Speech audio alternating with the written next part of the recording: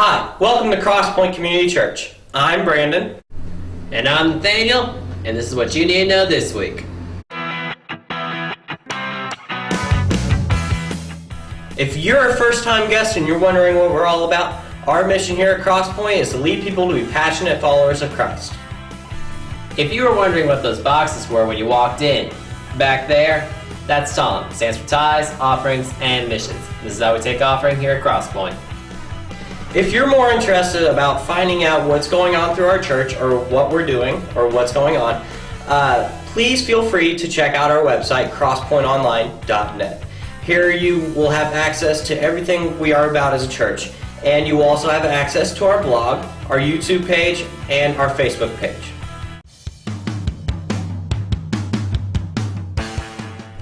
Students, tonight's student takeover. You can come on out at 5:15 for some pizza and hangout time. Starts at 6 o'clock, and we'll be discussing second chances. So we got two things going on today right after the 10:45 service. The first thing is the starting point orientation. If you're interested in starting point, it's basically for seekers and returners for them to find their spot in God's story. But the orientation will last about 10 minutes, and it'll be right out in the back hallways. You're going to be in one of the big classrooms. If you're going back there, just look for balloons outside the door, and it'll be right there. And also, second thing we got coming up today, partnership class. Right after the 10:45 service, you just gotta wait for about 15 minutes and we'll get started. Partnership class is our way of saying that you're a member of our church, and we'll talk about the church's beliefs, values, and strategy. Childcare and lunch will be provided, and it'll last about 2.5 hours. Hope to see you all there. If you'd like to attend both starting point and partnership class, don't worry, you have plenty of time. But we hope that you guys will either join partnership class and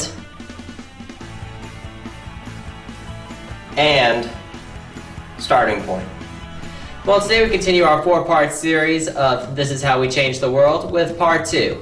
And we'll be just talking about a little bit about responsibility. Well, that's all we got and need to know this week. If you have any questions, please stop by the welcome table on your way out, or you can visit our website, crosspointonline.net, or you can check out our app. Don't forget to drop your offering into TOM on your way out, and we hope to see you all next week. Here's a brief recap.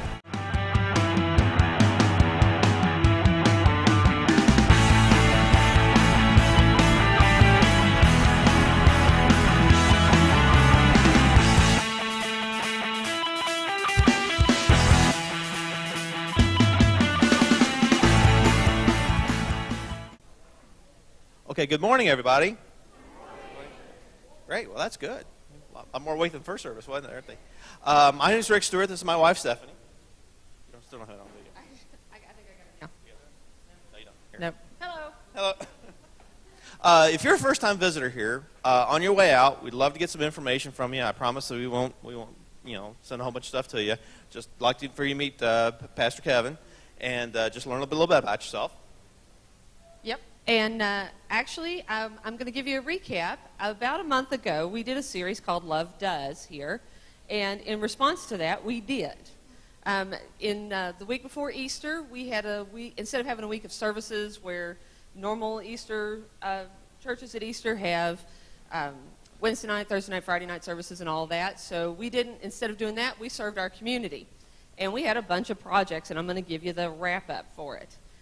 One of the things we did was we served lunch at the Senior Center, and it was a great thing. We had about 19 people, and they had rather low attendance for the lunch, so we had about one server to one senior, and they had a great time, and the director there told me that the seniors love to get the attention, and it was really a good project, and several people expressed interest in doing it again, so we will be doing that again because it was a lot of fun. We did our food collection at Kroger, and we collected food for the backpack program and the food bank and Shepherd's House. And for the, we had all total about 4 minivan loads of food. It was a lot of food. A lot of food. It breaks down to 61 bags of food for the backpack program, which is about 250 items. We also had about $60 in cash donated for that. We had 11 dozen cans of soup for the Shepherd's House. That's 132 cans and $150 in cash for them. And we had, I'm guessing, about 130 bags of food for the food bank, which is about 650 items, about $40 in cash. They were absolutely thrilled at the food bank because that is brand new food. It didn't come out of somebody's pantry that was questionable expiration dates and things like that. It could go right on the shelves. And Libby has been a little burned out. Libby Traxler's the director of the food bank. She's been a little burned out for a while, so this was really an encouragement to her. Can't help She it appreciated adjust her a it. little bit. Yeah, and then when we did our food collection here at the church, remember we did the green beans and corn and the fruit cocktail. We collected 750 cans just from, you look around, just from all of The you. stack. That is a phenomenal amount of food. We loaded it in And, my car, and it was like dragging. Yeah, yeah, it was. It was, and they were New thrilled. cars dragging. They were thrilled too because the director, the woman who's in charge of the free meal, said she had been kind of praying about what to do next, and we made it really simple for her. But all total, I'm guessing about the value was about $2,300 from food just for that. I think y'all need to give yourself a big hand. Yeah, that was good. Y'all did a fantastic job. Yeah. And we did work with the community garden. They got started, and Rick went. So Yeah, we showed up early one Saturday morning. It was myself, Kelly Ferris, and the Campbells, Jimmy and Karen, and basically, we were at the Washington Methodist Church, and they have this area about the size of this, all tilled up, and the first time they've ever put a garden in there. And so we just kind of raked up a lot of clumps and a lot of the grass and stuff like that, and really the dirt worked up real well. If you ever have to plant beets or peas, Kelly Ferris and I are like experts at it. Kelly more so than I, because mine will be like doing that. But it was a lot, and we're going to need a lot of help over the course of the rest of the year. With putting in more stuff and then weeding and then harvesting. So, but it's really great. These people are really fun to work with. It wasn't a lot of time. We just really had a good time. And more people, less time. That's how Right. every project Yeah. goes. So if you have a green thumb or just thumbs at all, you can hold something and Right. And if I can do it, y'all can do it. If you signed up for that project and didn't get contacted, it's because I need your email address. I gave Sheila the phone number. Sheila's the person at Washington United Methodist in charge of the Sweet garden. lady. She'll I make need sure to you get don't. your email address, and we'll try to put it on Facebook whenever they have project days coming up. So you can see me or call me or something, send me a text. But I need your email address so that you can be contacted.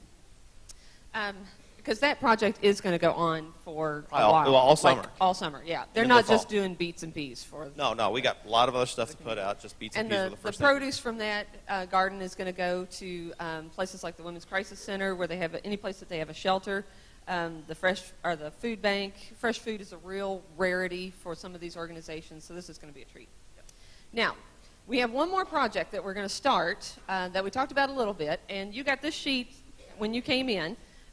This is the list of the items. We talked about doing the backpack boxes. Think of it more as a family-size backpack.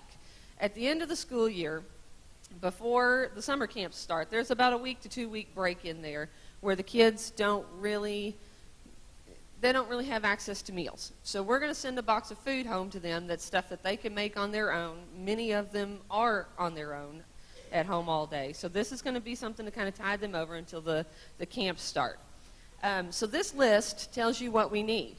We're going to do about 60 boxes. There are 52 families that utilize the backpack program. Some of them are large. We're going to do multiple boxes for the larger families. But we need at least 52 of every one of these items. And some of them, like mac and cheese and SpaghettiOs, that kind of thing, we're going to put multiple of those items in the boxes, so we need a bunch. So you can start bringing that stuff in, and I will start carting it to the school, and we'll collect it. And then at the end of the school year, roughly around the end of May, we're going to get together and pack these boxes. So I need the items. You can start bringing those in anytime. I'll give you updates. Yeah, I do need boxes. I'll give you updates as to how we're progressing. And if you are more the I'll never remember to bring a jar of peanut butter to church kind of person, and you'd rather write a check, that's fine, because we need a little money too.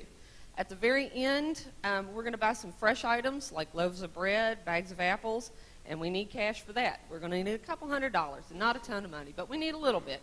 So if you'd rather write a check, you can write it to the church, put in the memo line, backpack boxes, and Janet will make sure that we get all that taken care of. And did I mention the packing? No. At the end of the school, I thought I did. At the end of the school year, we're going to get together. We're going to pack the boxes. So there'll be another time for everybody to serve who wants to then. Right. Okay. Is that it? That's it. I think it's it. Okay. I think we covered everything. So with that being said, everybody just stand up and shake hands with people around you. So this morning, we're going to do something a little different. So I have no other way to say this than hold on to your butts.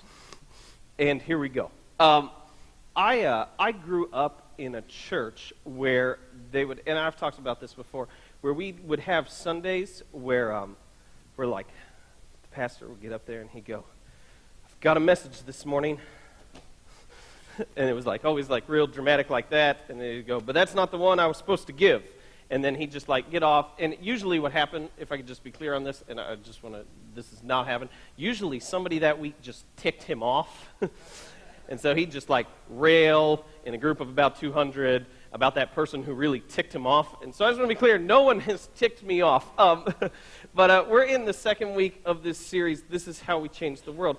And as I was just sitting through worship, I realized that we missed such a significant part. And last week, just to sum up, and I know this is going to be, so that's why I say hold on to your butts, because we're going to be all over for just a little bit. But last week we talked about fear, and how the fact is that we have so many different fears in our lives, and it's not we shouldn't fear, it's the fact that we should fear God more than anything else and trust in Him. That's what fear is really about. And the purpose of this series is that we said that the issue is that we believe every single one of you want to make an impact with your life, that you don't want to just go through life unnoticed, doing nothing, and make it out on the other side, and for then to be quickly forgotten. As we talked about that, I think we kind of felt that, but I don't think we really grasped on to how important and how significant that is. And so as I was standing in the back during worship, and I was just like, oh, shoot, we missed that. And sometimes, and this is my own fault, so you'll just kind of have to bear with me, sometimes I really overcomplicate things. And the message of the Bible is not very complicated. But it's really hard for me to just get up here every week and to convince you to come back every week and say, Jesus saves you, Jesus loves you, go live for Him. See you next week, we'll do the same thing again. But that's really just about what it all comes down to. And so I'm feeling that at times to build on things, we get it too complicated and we lose the simplicity of it, which means we lose the power of it. And so I just want to take us back a little bit, and this kind of, I got to tell you, this kind of makes me mad because I had a really good message. Like, I was excited. Like, first service, people were patting me on the back, and I was like running down the aisles, smacking hands, stuff like that. It was good stuff. And I was standing on the back, and I thought, oh, crap, I think we missed it. I shouldn't say that in church. Oh, man. I think we missed it, and then I went, I think I've got to do something else, and then I went, what if it doesn't flow? What if we don't do this? And I went, well, I should probably recap fear. Oh, no, wait, that's what's going on right now, so I guess we better just jump in anyway. So, hang on. I want to show you 3 simple stories. Shirley, you ready? Can you give me Luke 15? Like, all of it of Luke 15, and then we'll go through it. I just want to read these to you, and then I'll tell you the last one. So if you have your Bibles, we're going to be starting in Luke 15 this morning. I've done lots of prep and study time on this ahead of time, so I feel like I am well versed on this. So here we go. Okay, sounds good.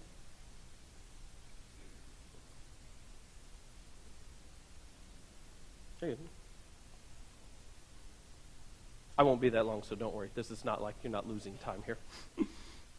Okay, so here we go. Luke 15. And it starts with this.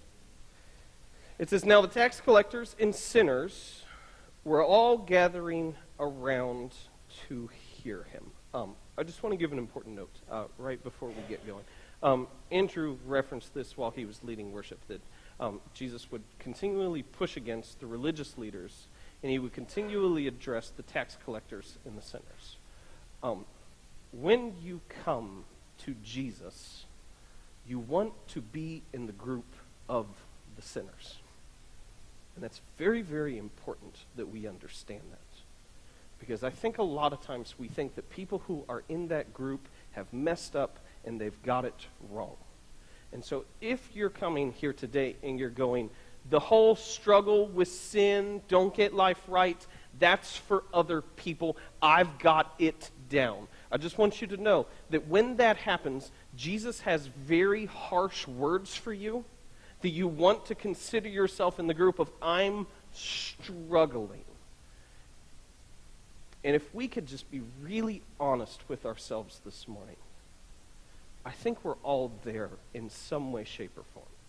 Now, your life might look pretty nice right now. Like on the surface, things may be pretty good. You may drive a nice car, live in a nice house. Things are clean. Nothing terrible has happened. But I think in some way, shape, or form, we all feel that emptiness. We all feel that struggle. We all get that feeling from time to time that my life is not quite right. It's not what I wanted it to be. It's not shaping out how I think it should be. And so it says, now the tax collectors and sinners were all gathering around to hear him.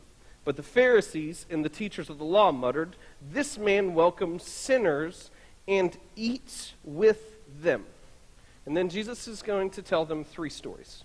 And here's the first one. It says, then Jesus told them this parable. Suppose one of you has 100 sheep and loses one of them.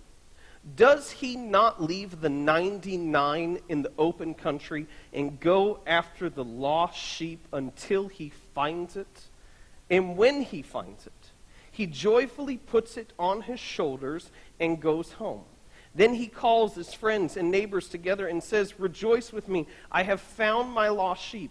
I tell you that in the same way there will be more rejoicing in heaven over one sinner who repents than over 99 righteous persons who do not need to repent. This is important. Does anyone have sheep? Okay, a few. Yeah, great. We have not most of us. The parallel, if I can give you the parallel, do you ever lose this? Yeah, a lot.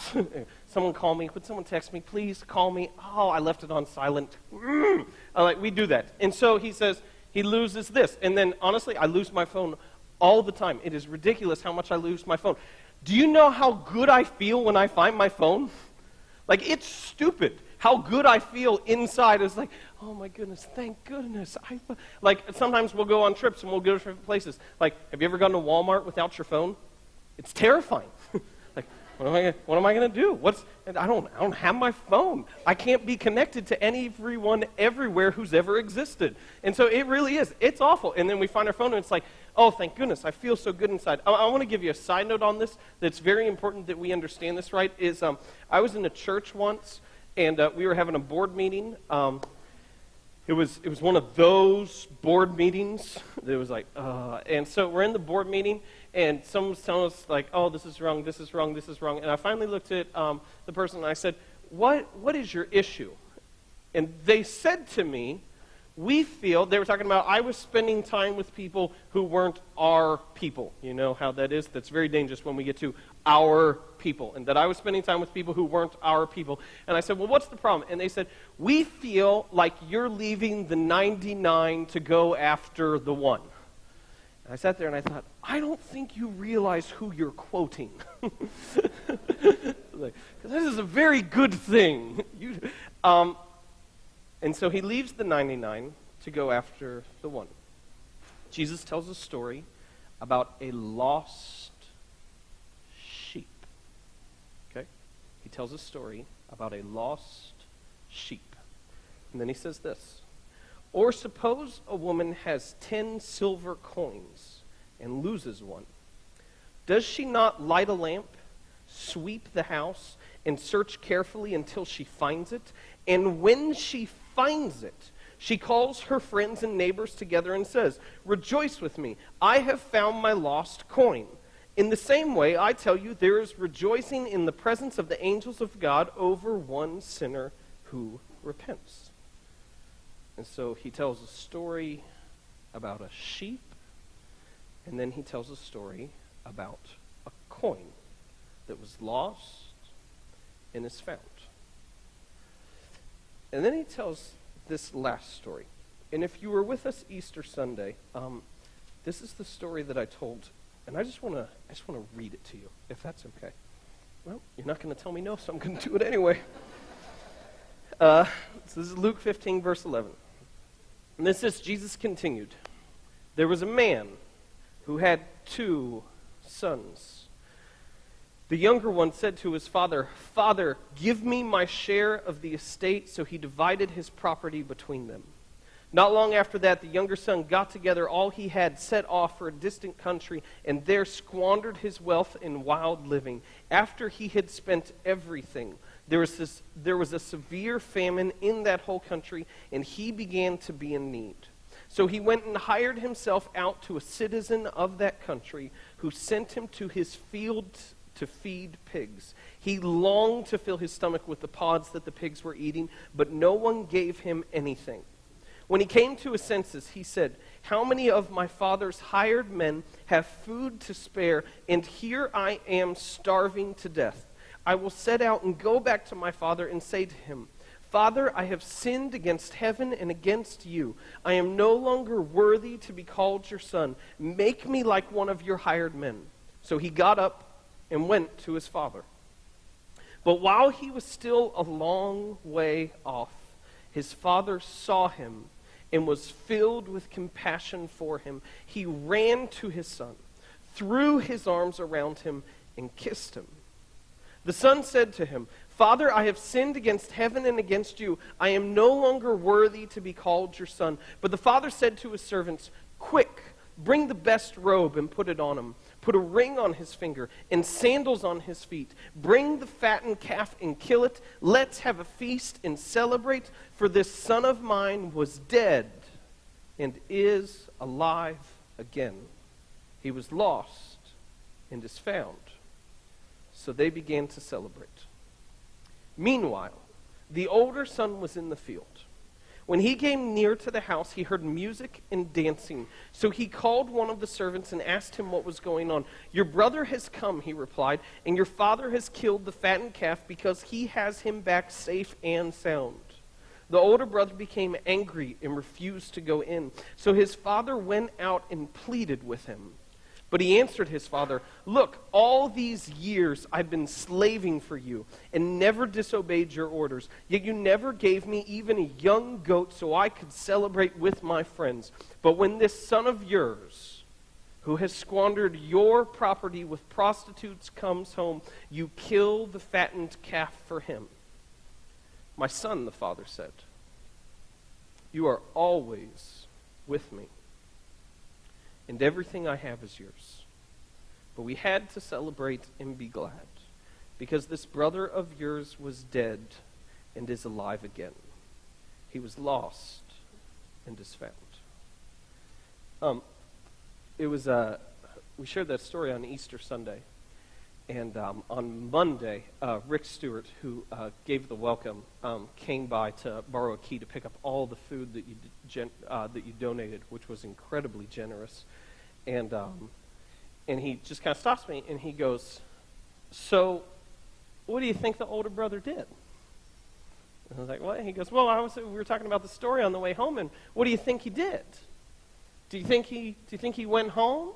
Do you think he went into the house, or do you think he stayed outside?" And I just kind of explained to him real quick. If you remember at the very beginning of this thing, it says the tax collectors and sinners were all gathering around him, but the Pharisees and the teachers of the law were muttering.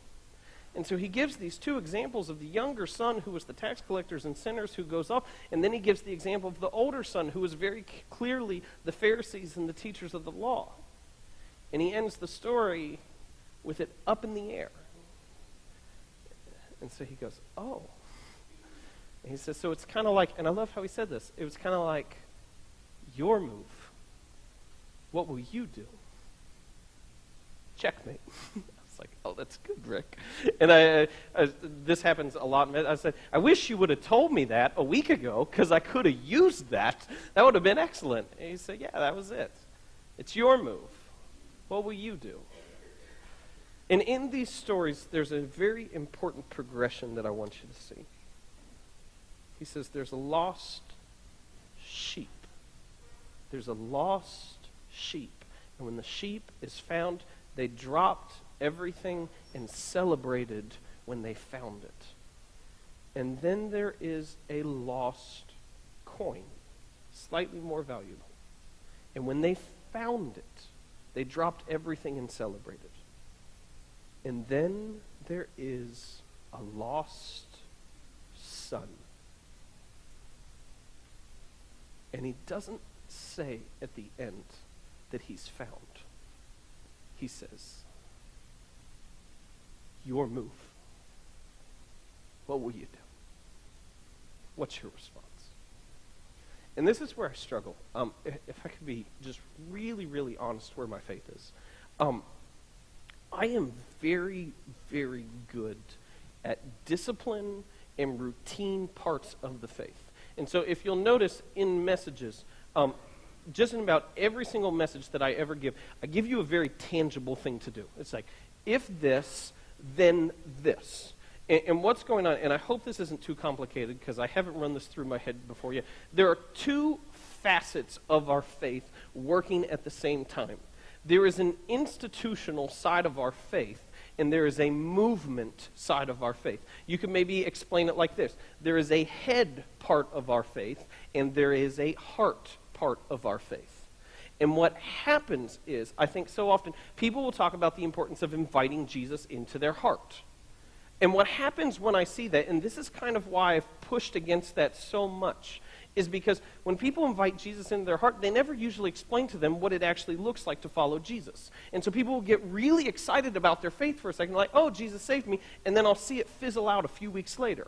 And so if anything, I've always pushed, I want both, but if I'm going to lean to one side or the other, I want a head faith. I want the institutional side because that will sustain me. You'll see this. There's this thing that works in every single church. There is a head side, an institutional side, and there is a movement side. The institutional side is we have leaders. Next week and for the following 2 weeks, we're going to be electing a board. We go through different things like this. We have structure. We have policies. This is important. We spend a lot of time to make sure that these are right because we don't want it to impede progress and impede people coming to Christ. But my fear is that we've so overemphasized the head part, this is how you live. If you trust in Christ, then this is what you do, that we miss what's going on in the heart. We miss the movement side of our faith. And so I want to explain to you very, very simply what he just said. Is he said, there are people who are lost, and Jesus wants them to be found. And when they're found, we celebrate. This is significant. It's significant that he says we celebrate, because you do not celebrate things that don't matter, that aren't important to you. I don't recall of anyone who ever...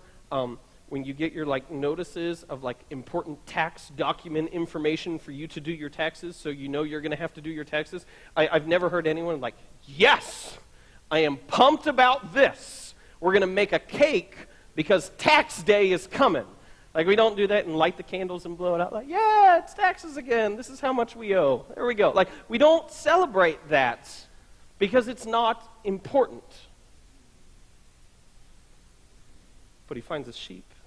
And he finds a coin, and then he says, and there's a lost son. And he's waiting to celebrate. I want you to hear that. He is waiting. It's like there's these verses in the Bible that they talk about heaven waits and anticipation for one sinner to repent. Do you get that feeling? Like, I mean, I want us to feel that for a second this morning because, and I think this is my doing as well, we get so focused on the practical side of our faith that we miss the kind of mysterious, incredible thing that's going on with God's Spirit. It is like, as we're meeting here, heaven is on the edge of its seat, waiting, going, come on, be found. Come on, be found. And they're waiting to celebrate. This is why you need to hear this morning, is because you celebrate things that are significant. You celebrate things that matter. And for way too many of us, we walk around in our lives every day with incredible feelings of insignificance, with incredible, overwhelming feelings like we don't matter. And there's a few areas that we know that we matter. We know that we matter in our home. We know that we will be missed there. We know in a few other spots, we know if we don't show up to work or don't show up to school, that they'll know that we're absent. But I don't think we walk around with this understanding that heaven is anxiously waiting for us to turn to Christ and to celebrate us because we are that significant. We are that important. You know what makes me feel good? And this is stupid, but it makes me feel good. I like it when it's my birthday. I do. I promise. I don't like it when people sing to me because it makes me feel awkward and I don't know what to do because they sing to me and I just kind of, this is what I do. I go. Because it's really awkward to look at someone who's singing to you. Like that just creep people out. And so like I kind of do this, and then it's really nice because now that I have kids, I always hold the kids because people look at the kids like, oh yeah, there's a cake, and so it takes all the focus. But you know what would make me sad? If it was my birthday and no one sang to me, right? Like that would make me sad. Now I don't really like it in that moment, but that would make me really sad if no one missed me. And I think what I want you to hear today is that God misses you. Is that God misses you. When I was a kid, I had such a simple, easy faith. And it's so funny because now that I have kids, I see it so clearly. I sat down the other night to pray with Maddie before she went to bed, and we say what we're thankful for. What are you thankful for? And she goes, well... And I was like, are you thankful for mommy and daddy? And she goes, the zoo. I was like, that's fine. I was like, and mommy and daddy, tigers and okay, can we get mommy and daddy in there somewhere? But her faith is so uncomplicated because it's, God, thank you for this. And I don't pray like that anymore. Because I know all the ins and outs and I know how everything works, right? And I think God misses that. God misses that. You don't miss people who don't matter to you. And I think what I want you to hear is that God misses you. He misses talking to you. He misses spending time with you. He just misses that acknowledgement that you're in relationship. And this shows you how significant you are. There are, 6 billion people in the world? And when we look at things like that, and when we go through our daily life, we feel like we're so often just kind of lost throughout it. Like we're just one of thousands, one of millions, one of billions, and that we don't matter. And this may be what's most important, and this is so counterintuitive to everything we're talking about in this series on leadership and making an impact. Is that, you know what you do in this life may change someone's life, but it's not going to change the world. I mean, look at the people who we remember throughout history. Very, very few. I mean, we remember the people in recent years, and then you look back 100 years, and then 1,000 years. The people who we remember in history are very, very few. And so your chance of being remembered outside of your own family, when your great-great-great-grandkids get out the family tree because they're really bored because they've got nothing else to do at your grandkid's house, the chances of you being remembered by anyone outside your family is very, very small. But God knows you. And God will remember. And God says, you are significant. You matter. You have purpose. You were created for a reason. And so here's the deal. Like the end of the story, the ball's in your court. He says, and the older son was outside. And then he ends it. And he goes, what will you do? What will you do? Where do you stand right now? And so I want to ask you, where do you stand? Do you know the creator of the universe? Because he misses you. And that truth, that single truth right there, that we're created and loved by an all-powerful God, has the ability to transform every single part of your entire life. When you are loved by someone else, it changes who you are. It changes how you function. If I could bring you all back just a little bit.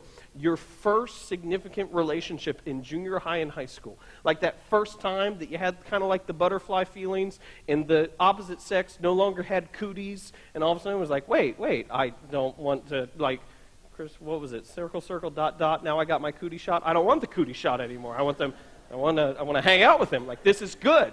And like you felt those butterfly feelings and like things were good, and then you met someone and you liked them, and then you got to that awesome point in life, like this is like a whole new world open to you, where as soon as you were in this relationship, you turned on the radio and you did that thing, you're like, these songs make sense now.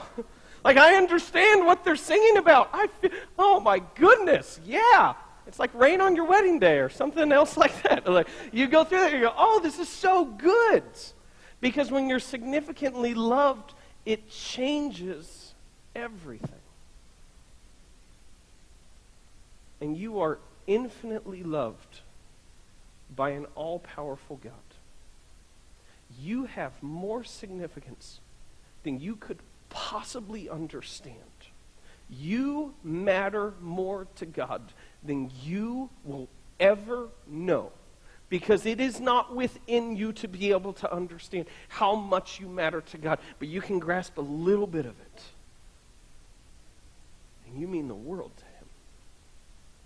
And so he says this, I miss you. I miss you. And he says, will you have a relationship with me? Will you follow me? Will you be known by me? This is what we're going to do now. Okay, 50. The band's going to come up in the most awkward transition we've ever had in the history of our church. So yeah, guys, this is the time. This is it. I got nothing else. I like how they looked at me. Oh, seriously, we're doing this. And this is what I'd like for you to do. Stay with me. Stay with me. They're gonna do their thing. But stay with me. And I apologize to you guys because I didn't prep you for any of this, so best of luck to you. I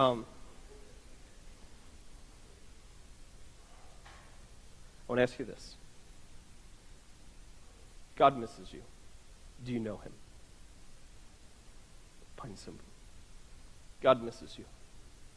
Do you know him? Do you know him? Do you know that he saves you? Do you know that he brings meaning and purpose and fulfillment to your life like no one else ever could? Where do you stand? Where do you stand? And so, actually, hang on a second. That's good, but don't do that yet. We're we're gonna pray. We're gonna pray real quick, and this is just what I'm gonna ask. And this is the goofy church thing that we do. I'm gonna say a line, and you just repeat it back. You don't have to say it out loud. It's not to the people around you. It's to God. But I think some of us maybe have never crossed the line of faith before, and we need to take this first step. But I think maybe as well, there's many of us who at one time knew God, and now all we do is know about him, and there's nothing there. So I'll give you a chance to meet him again. And so if we could we all bow our heads and pray? And if you want to pray this prayer, just repeat after me. You don't have to say it out loud. Dear Lord, I miss you. And I want to know you again. Thank you for saving me. Thank you for loving me. Thank you for healing me. Bring purpose to my life. Bring meaning to my life. Help me to find you. Amen. Amen. I want to tell you, okay, no, this is your time. There you go. I want to tell you this. If you just prayed that prayer, we believe that you spend eternity with God in heaven. And I want to ask that, oh man, I'm sorry for doing this, because this is awkward, but we just talked about fear last week, and so I think it's important. And if I could just say it like this, I took my step, because I liked my old outline, and I did this, so I took my step. But I think it's important that we celebrate. And so I just want to ask you, if you prayed that prayer, whether it was, hey, I missed him, I was gone, I knew him before, and now I'm back, or if you never knew him before, I'm going to ask you, would you stand if you prayed that prayer this morning? Go ahead now. This is the time.